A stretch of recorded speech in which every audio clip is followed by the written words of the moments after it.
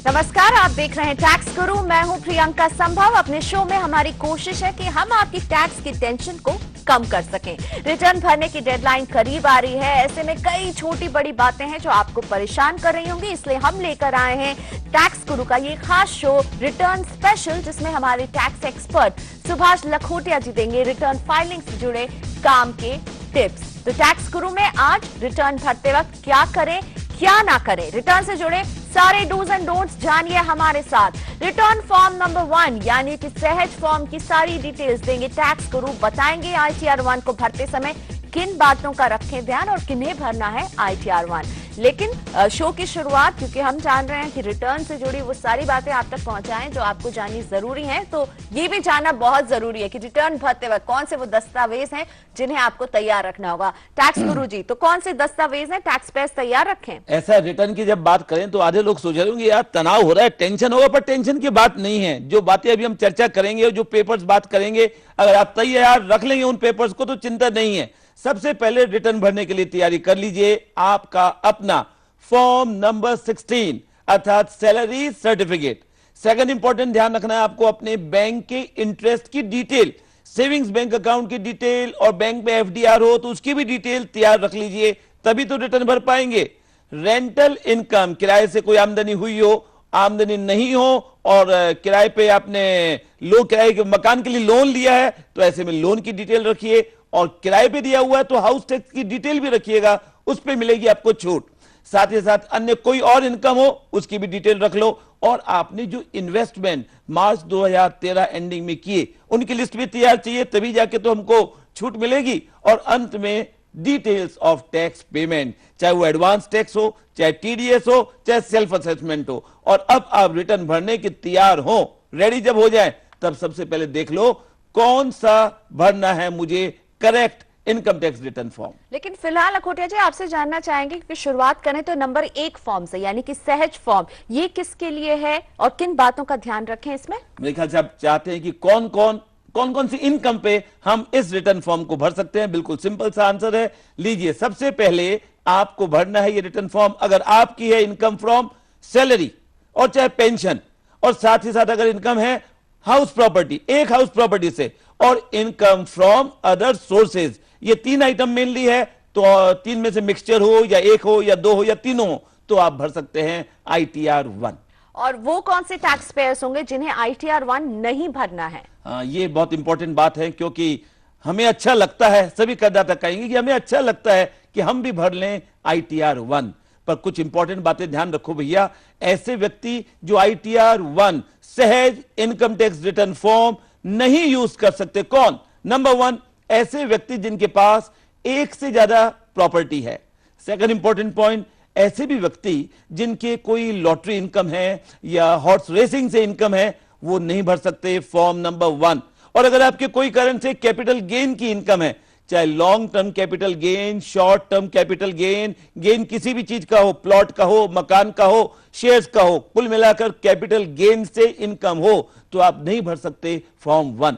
साथ ही साथ दोस्तों बहुत ही इंपॉर्टेंट, इनकम फ्रॉम एग्रीकल्चर जो माफ है या अन्य कोई भी एग्जम्प्टेड इनकम 5,000 रुपए से ज्यादा आपकी है इस वर्ष तो आप फॉर्म नंबर 1 नहीं भर सकते। और अगर आपके कोई बिजनेस है, प्रोफेशन है, आप नहीं भर सकते फॉर्म नंबर 1। साथ ही साथ ध्यान रखिएगा कोई कारण से अगर आपके इनकम फ्रॉम अदर सोर्सेज में लॉस है तो भी आप इस रिटर्न फॉर्म नंबर 1 को नहीं भर सकते। कुछ ऐसे करदाता हैं जिनके विदेश में कोई इनकम आई, टैक्स कट गया, फॉरेन टैक्स का बेनिफिट चाहिए, वे भी फॉर्म नंबर 1 नहीं भर सकते। और लास्ट इंपॉर्टेंट पॉइंट, अगर आप रेसिडेंट इंडियन है, विदेश में है, अगर आपकी कोई भी संपत्ति, तो भी आप ITR 1 नहीं भर सकते। तो सबसे पहले देख लो आप 1 नंबर भरने के लिए रिकॉग्नाइज है या नहीं है, फिर जाके भरो फॉर्म नंबर 1। यानी बहुत जरूरी है वो सारे पैरामीटर्स चेक करना कि आप किस अपने पैरामीटर के आधार पर किस फॉर्म के लिए आप लायबल हैं कि आपको वो फॉर्म भरना है। लेकिन रिटर्न भरने की क्या होती है पूरी प्रक्रिया में क्या करना है? सबसे पहले रिटर्न तैयारी करने के लिए आपने पेपर्स तैयार कर लिए, रिटर्न फॉर्म भर लिया, अगर कोई टैक्स देने का बाकी है वो टैक्स आपने दे दिया, टैक्स देने के बाद फिर आप रिटर्न को भर दो, भर के जमा दे दो। यही है सिंपल सी प्रक्रिया, कोई टेंशन का काम नहीं, सिंपल है।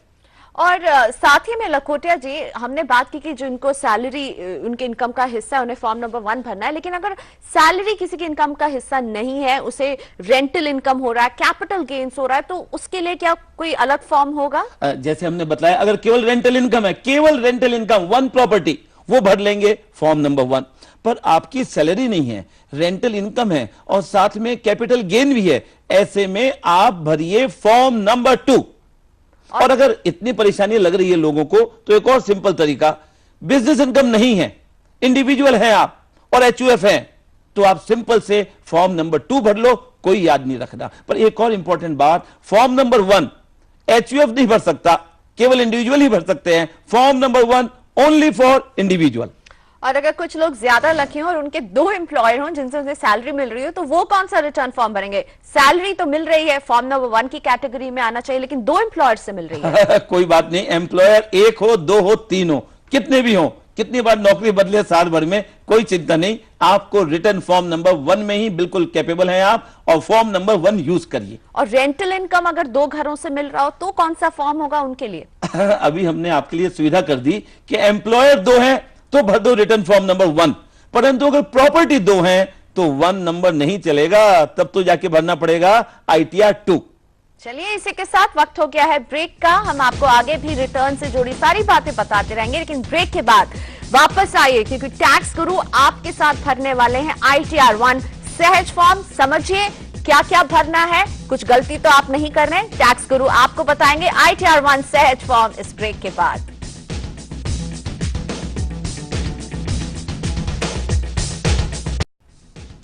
Welcome back. आप देख रहे हैं टैक्स गुरु का रिटर्न स्पेशल, और आज टैक्स गुरु सुभाष लखोटिया आपको समझाने वाले हैं कि आप ITR 1 यानी कि सहज फॉर्म कैसे भरें, किन बातों का ख्याल रखें। तो सीधा चलते हैं लखोटिया जी के पास। लखोटिया जी तैयार हैं फॉर्म नंबर 1 सहज के साथ। तो लखोटिया जी, क्या तैयारी है? बिल्कुल, घर बैठे आप अपना इनकम टैक्स रिटर्न अब चालू करेंगे भरने का कार्यक्रम। Income tax return form number 1 सहज income tax return assessment year 2013-14। सबसे पहले आ जाइए, क्या करना है हमको फॉर्म में भरिए। सबसे पहले अपना नाम, पूरा नाम आप भर डालिए पहले कॉलम के अंदर। उसके बाद नेक्स्ट है छोटा बट बहुत ज्यादा इंपॉर्टेंट कॉलम, और वो कॉलम है आपका अपना permanent account number, pan number भरना है। ध्यान रखना भैया, इसमें गलती नहीं हो जाए, अगर गलती हो गई तो मिसमैच हो जाएगा, इसलिए बेहतर होगा रिटर्न भरने के बाद डबल चेक करें अपने परमानेंट अकाउंट नंबर को। इसके बाद आपका जो इनकम टैक्स ऑफिस है, उसका जो वार्ड है, उसकी डिटेल लिख दीजिए, नहीं मालूम हो तो PRO से पता कर लीजिए। नेक्स्ट आइए इंपॉर्टेंट, आपका अपना एड्रेस, पूरा मेलिंग एड्रेस करेक्ट लिखिए।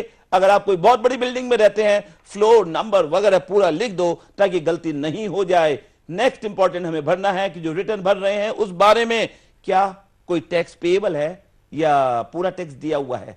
साथ ही साथ आप रेसिडेंट हैं, नॉन रेसिडेंट हैं, ये भी लिख डालो, और ये भी लिख डालो कि क्या ये रिटर्न आपने टाइम पे भरी या लेट भरी या कोई रिवाइज रिटर्न भरी, इसका भी टिक मार्क कर दे आप तो बेहतर रहेगा। नेक्स्ट इंपॉर्टेंट हमें भरना है आपको कि ये अगर रिवाइज रिटर्न है तो पुराने रिटर्न की डिटेल दे दो।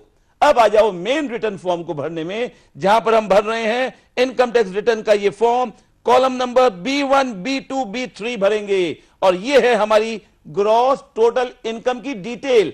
सबसे पहले हम भरेंगे सैलरी इनकम, जो भी नेट अमाउंट सैलरी लिखी हुई है आपके फॉर्म नंबर 16 में, सैलरी या पेंशन, उसकी डिटेल लिख डालिए कॉलम B1 में। और अगर आपके हाउस प्रॉपर्टी की इनकम है तो लिखिएगा B2 में, पर हाउस प्रॉपर्टी सेल्फ ऑक्यूपाइड है, ब्याज का नुकसान है, तो माइनस फिगर लिख के फिगर लिखिएगा। और B3 में लिख देना आप कि इनकम फ्रॉम अदर सोर्सेज, ब्याज आदि कितना हुआ। कुल मिला के सैलरी, रेंट और हमारी अदर सोर्सेज, तीनों की जो टोटल है वो फिगर आपको लिखना है B4 में, और इस टोटल B4 की आइटम को बोलेंगे ग्रॉस टोटल इनकम। अब इस ग्रॉस टोटल इनकम में से ही आपको मिलेंगे ढेर सारे डिडक्शन जो आयकर कानून में अलाउड है आपको, और वो भरना है आपको अगले कॉलम में C के बॉक्स में, जहां पर आएगा आप देखेंगे अलग अलग रिटर्न, अलग अलग डिडक्शन के अलग अलग कॉलम। सबसे इंपॉर्टेंट है 80C, और इस साल के लिए अति इंपॉर्टेंट है 80 TTA। अर्थात सेविंग्स बैंक का ब्याज जो 10,000 तक छूट दिलाएगा आपको। कुल मिलाकर सारी डिटेल हमारी डिडक्शन की है वो आ जाएगी कॉलम नंबर C18 में। C18 भर दिया हमने डिडक्शन का, नेट आ गया 19 में लिखना है नेट टैक्सेबल इनकम, और इसी इनकम पे होगा आपका टैक्स का कैलकुलेशन। अब आइए नेक्स्ट पेज की तरफ चलते हैं, जहां पर सबसे पहले हमको नेक्स्ट पेज में देना है कॉम्प्यूटेशन एंड टैक्स स्टेटस, अर्थात टैक्स हमें कितना देना है हमारे इनकम टैक्स रिटर्न पे। अब आपने जो इनकम ले आए पहले पेज में, उस पे जितना टैक्स बनता है, जितना कोई ब्याज लगता है, एजुकेशन सेस, वो सब डिटेल लिख दीजिए। और फिर आप आ जाइए, अगर कोई रिलीफ है सेक्शन 89 की सैलरी वाले वो लिख दें, और नहीं तो टोटल आपने कितना टैक्स आदि जमा दे दिया, कॉलम डी में लिखना शुरू करिए। टोटल टैक्स, एडवांस टैक्स क्या दिया हमने, हमारा टीडीएस क्या बचा, और क्या कोई टैक्स अब बाकी रिफंड मिलता है, लेना है या क्या करना है, वो लिख डालिए। यहां पर टीडीएस की डिटेल लिखिए, सेल्फ असेसमेंट की डिटेल लिखिए, एडवांस टैक्स दिया उसकी डिटेल लिखिए। कुल मिलाकर इस बॉक्स डी के अंदर लिखना है आपको टोटल टैक्स पेएबल और किस प्रकार वो टैक्स दिया गया, चाहे एडवांस टैक्स, टीडीएस या सेल्फ असेसमेंट। टैक्स सब कैलकुलेशन हो गया, रिटर्न की अमाउंट आ गई, रिफंड कैसे मिलेगा यह है सवाल। रिफंड प्राप्त करने के लिए आपके लिए जरूरी हो गया नेक्स्ट कॉलम बहुत केयरफुली भरें, अपने बैंक का नाम, अकाउंट करंट है या सेविंग्स है, साथ में इस साल एक नया कॉलम आ गया अकाउंट के नीचे एफआईसी कोड लिखना है, और ये डिटेल आप भर देंगे तभी आपको रिफंड मिलने में आराम रहेगा। एक अति महत्वपूर्ण कॉलम बहुत ज्यादा वो आ रहा है आपके सामने कॉलम नंबर डी के अंदर ही डिटेल, जहां पर अगर आपके D20 में कोई एग्जम्प्टेड इनकम 5,000 रुपए से ज्यादा अगर है या कम है, ये लिखो, क्योंकि अगर ज्यादा इनकम है एग्जम्प्टेड 5,000 से ज्यादा तो ITR 1 आप नहीं भर सकते, इसका इनकम में टैक्स नहीं लगेगा, पर आपको केवल रेट पर्पस के लिए लिखना है कॉलम नंबर D20 में। सिंपल है। अब रिटर्न भरना करीब करीब कंप्लीट हो गया। नेक्स्ट भरना है वेरिफिकेशन कॉलम, यहां पर अपना नाम लिखिए, सन डॉटर लिखिए, सिग्नेचर करिए, बहुत इंपॉर्टेंट, गलती से कई बार रिटर्न भर देते हैं, सिग्नेचर करना भूल जाते हैं आप, तो सिग्नेचर जरूर करिएगा, और लेफ्ट हैंड साइड में प्लेस एंड डेट लिख दीजिए। अब इसके बाद आइए, कोई कारण से टीआरपी ने ये रिटर्न भरी तो उनकी डिटेल दे दो। अब आइए, हमने जो अब ऊपर लिखा था कि हमने सेल्फ असेसमेंट दिया, हमने ये टैक्सेस दिए, उसकी पूरी डिटेल यहां पर लिखिए। सबसे पहले हमें डिटेल देनी है एडवांस टैक्स और सेल्फ असेसमेंट टैक्स के पेमेंट की। 3 बार एडवांस टैक्स देना था, अगर हमने दिया तो पूरी डिटेल कॉलम वाइज लिख दो। सेल्फ असेसमेंट टैक्स का मतलब हुआ हमारे हिसाब से रिटर्न भरने पे हमें कुछ बाकी टैक्स देना है, हम दे दें फिर जमा दें रिटर्न, तो सेल्फ असेसमेंट अगर दिया कोई टैक्स आपने, उसकी डिटेल यहां लिख दो। ये तो हमने दिया जो हुआ, पर जो हमारा कट गया उसका क्या करें, टैक्स हमारा कट गया, चाहे सैलरी में से, चाहे रेंट में से, चाहे ब्याज में से, उसकी डिटेल भरिए नेक्स्ट कॉलम में, tax deduction from salary and others. जो आपका टीडीएस कटा है सैलरी में से या टीडीएस कटा है ब्याज आदि में से, उसकी डिटेल आप भरिए शेड्यूल टीडीएस के अंदर, वहां पर डिटेल भरेंगे, तब आपकी डिटेल के बेसिस पे आपको मिल जाएगा पूरी क्रेडिट, पूरा बेनिफिट। कुल मिलाकर इनकम टैक्स रिटर्न फॉर्म हमने भर लिया, जितना हवा लगता है उतना है नहीं, परेशानी नहीं है इसमें, पर एक बात ध्यान रखना है, रिटर्न फॉर्म जमा हो गया, भर गया। अब सबसे पहला वाला पेज खोलिए, वो है लिखा हुआ रिटर्न फॉर्म पे ITR 1 के आगे वी का मतलब वेरिफिकेशन फॉर्म या एक्नॉलेजमेंट फॉर्म, उसके अंदर समरी भरनी है इस रिटर्न की, अर्थात कितनी इनकम, कितना एग्जम्पशन, कितना डिडक्शन, कितना टैक्स पेएबल, कितना बाकी है, इसकी डिटेल भर देंगे। यही हमारी रसीद है। अगर हम रिटर्न जमा देंगे इनकम टैक्स ऑफिस में तो इसी फॉर्म वी पे सिग्नेचर करके हमको रसीद मिल जाएगी। और अगर ई रिटर्न आप भर रहे हैं तो आपको ई रिटर्न के बाद ये ITR V भर के भेजना है बेंगलोर में 120 दिन में। तो इस प्रकार हमने देखा income tax return filing form number 1, बेहद सिंपल, इजी टू फॉलो। तो प्रियंका भी हमने देखा रिटर्न फॉर्म हमारे दर्शकों के लिए हमने भरा, कितना सिंपल रिटर्न फॉर्म है, 15-20 मिनट में आप स्वयं घर बैठे भर लेंगे इस रिटर्न फॉर्म को। चलिए, लखोटिया जी को तो बहुत सहज लग रहा है, लगेगा भी, ये गुरु है, टैक्स गुरु है, लेकिन आपको कितना सहज लग रहा है? और या आपको कोई परेशानी आ रही तो हमें आप अपने मेल भेजते रहिए। टैक्स गुरु में वक्त है ब्रेक का, लेकिन इस ब्रेक के बाद होंगे रिटर्न से जुड़े आपके सवाल जिसके जवाब देंगे टैक्स गुरु। तो वापस आइए वो सारी टेंशन दूर करने के लिए जो आपको सता रही है टैक्स की।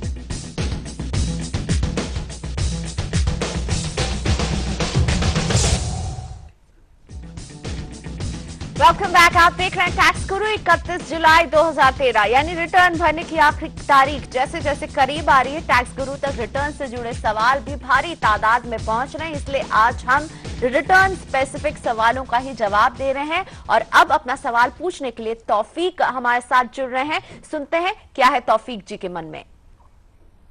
मेरी सोर्स ऑफ इनकम दो तरह से है, एक तो सैलरी बेसिस और दूसरी मेरी रेंट की आती है इनकम। तो मैं जो ITR फाइल करूं, अलग अलग करूं या दोनों एक साथ करूं? वाह भाई वाह, आपके तो अच्छी बात है। आप भरेंगे रिटर्न फॉर्म नंबर 1 और अलग अलग रिटर्न भरना नहीं है, सारे सोर्सेज का मिला के एक रिटर्न फॉर्म जाता है। इसलिए आप ध्यान रखें, सैलरी इनकम भी है, रेंटल इनकम भी है, दोनों मिला के केवल एक ही फॉर्म नंबर 1 में आप रिटर्न भर दें। और फॉर्म का ही कंफ्यूजन चूड़ामणि गवेल जी को भी है जो हमारे साथ पुणे से जुड़ रहे हैं। चूड़ामणि जी नमस्ते, स्वागत है टैक्स गुरु में, पूछिए अपना सवाल। सर हाँ नमस्कार जी, चूड़ामणि जी बोलो जी।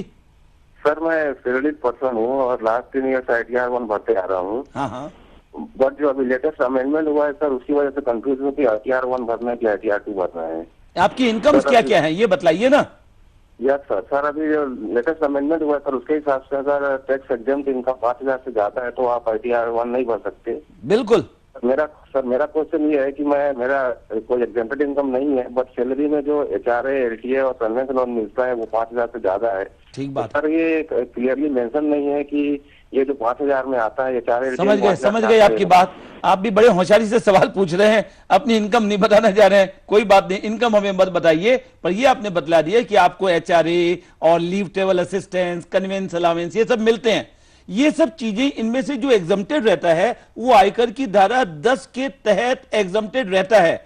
एग्रीकल्चर इनकम भी 10 के तहत रहता है, डिविडेंड इनकम भी सेक्शन 10 में ही रहता है। कुल मिलाकर इनमें से कोई भी आइटम आपके है और 5,000 से ज्यादा है एग्जम्प्टेड, तो आप फॉर्म नंबर 1 नहीं भर पाएंगे और आपको करेक्ट फॉर्म नंबर 2 भरना पड़ेगा। इसलिए कृपया ITR 2 भरें।